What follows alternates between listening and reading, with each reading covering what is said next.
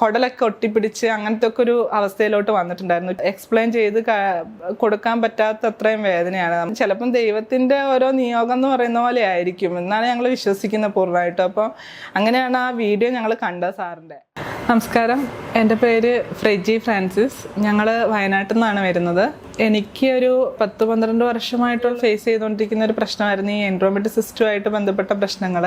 അപ്പോൾ അതിന് ഞങ്ങൾ ഒരുപാട് ഹോസ്പിറ്റലിൽ കാണിച്ചിട്ടുണ്ട്. ഒരുപാട് ഹോസ്പിറ്റൽ എന്ന് പറഞ്ഞാൽ ഏഷ്യയിലെ നമ്പർ 1 ഹോസ്പിറ്റൽ എന്ന് പറയുന്ന ഹോസ്പിറ്റലൊക്കെ കാണിച്ചിട്ടുണ്ട്, ട്രീറ്റ്മെൻറ്റ് എടുത്തിട്ടുണ്ട്, ലാപ്രോസ്കോപ്പി ചെയ്തിട്ടുണ്ട്.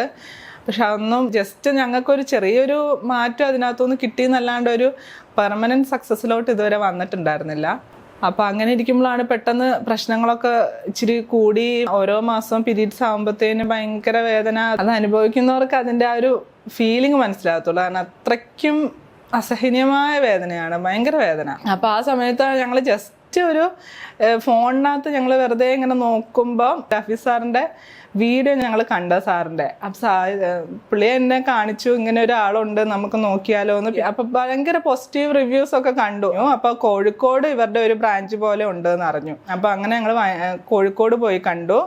നമ്മളൊരു ഹോസ്പിറ്റലിൽ പോകുമ്പോൾ ഒരു ഡോക്ടർ നമ്മളോട് നമുക്ക് ശ്രമിക്കാം എന്നാണ് അധികവും എന്നോട് പറഞ്ഞിട്ടുള്ളത്. നമുക്ക് ശ്രമിക്കാം, പക്ഷെ ഇത് പൂർണ്ണമായിട്ടും മാറ്റാൻ പറ്റുന്ന ഒരു ഉറപ്പുമില്ല എന്നുള്ള രീതിയിലാണ് എല്ലാവരും പറഞ്ഞിട്ടുള്ളത്. പക്ഷേ ഫസ്റ്റ് ടൈമാണ് സാറ് 100% നമുക്കിത് മാറ്റിയെടുക്കാം, ഒരു പേടിയും പേടിക്കണ്ട എന്ന് പറഞ്ഞാൽ. അപ്പം അത് തന്നെ വലിയ കോൺഫിഡൻസ് ആയിരുന്നു. അങ്ങനെ പിന്നെ ഞങ്ങൾ ഡേറ്റ് ഫിക്സ് ചെയ്ത് അങ്ങനെയാണ് എറണാകുളം ഹോസ്പിറ്റലിലോട്ട് വന്നത്, സൺറൈസ് ഹോസ്പിറ്റലിലോട്ട്.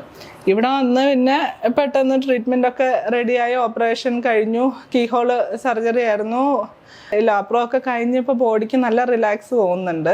ഇനി മുന്നോട്ടും അങ്ങനെ ഒരു സ്റ്റേജിൽ എനിക്ക് പോകാൻ പറ്റുന്നതാണ് എൻ്റെ പൂർണ്ണ വിശ്വാസം. ഇനിയിപ്പോൾ എൻ്റെ IVF ചെയ്യണം എന്നാണ് ആഗ്രഹം. ഇപ്പം ഞാൻ 2 എണ്ണം ഓൾറെഡി ചെയ്തു, പക്ഷെ അത് ഫെയിലറായി.